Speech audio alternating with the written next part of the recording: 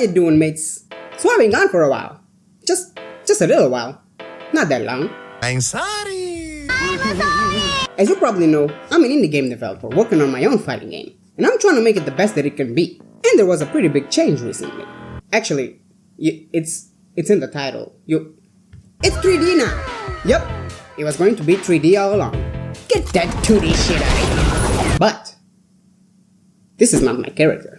And I want to create my first character as soon as possible. Unfortunately, I can't show you this drawing yet. It's not ready. But before it can be ready, I need to get things set up for him. I need to clean the house, you know? Yeah. On my last devlog, I was fixing every bug related to the game's inputs. But another important aspect to this new system I'm creating are the collisions. Because I've been lying to you this whole time.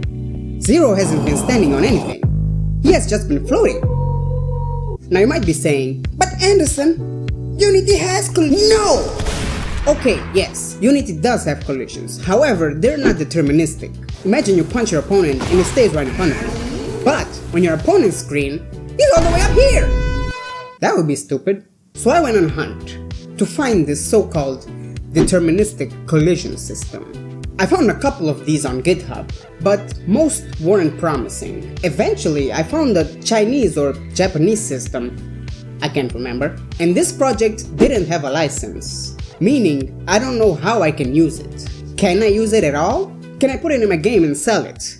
Does it have a spyware that allows them to invade my computer and all its files as well as my webcam without my permission? I guess we'll never know. A while later, I found two other systems, a 2D system and a 3D system. I checked out the 2D system first because it looked more promising and it was lightweight. I put it in my project and there were no errors. However, I didn't know how to integrate it into my project. I couldn't even get Unity to say, hey, collision right here! And the funny thing is, the project has a demo scene where the collisions work perfectly. But I don't know how they work, so I can't do it in my own game. So I threw it away. And I looked at the 3D system. This is a system that I had already been seeing for a while, but I never got to downloading it. The creator even has a Reddit post explaining why and how he came up with this solution. So it looked promising enough. I downloaded it, and as I'm bringing the system into my game... yeah. I never got this fixed.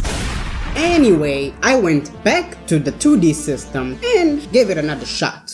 I started looking at the source code to understand how the system works, and eventually I found a couple of things that might be just what I need for my game.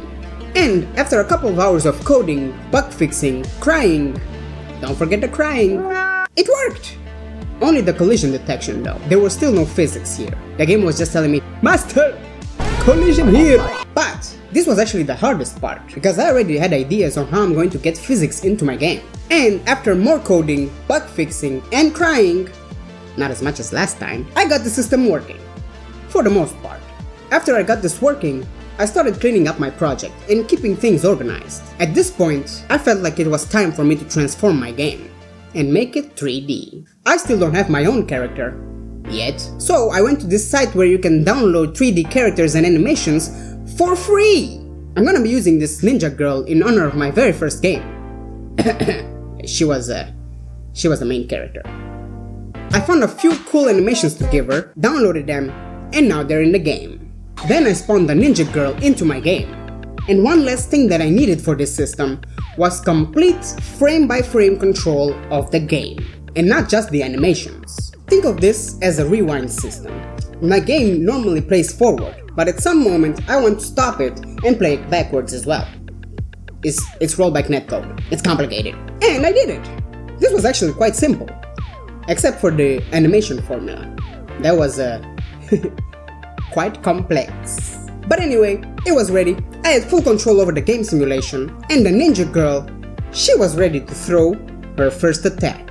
Let's just say, she wanted to fight. Oh my god! Inhuman reactions! So yeah, that's yeah. I know, this devlog was pretty short, I think. But anyway, I already told you that I'm working on my first character, so let's hope he gets here soon. What's that? You want to learn more about my game's netcode? Well, you're on the right path. Simply grab this 6-month-old choco milk and get to watching my last devlog. As always, stay awesome.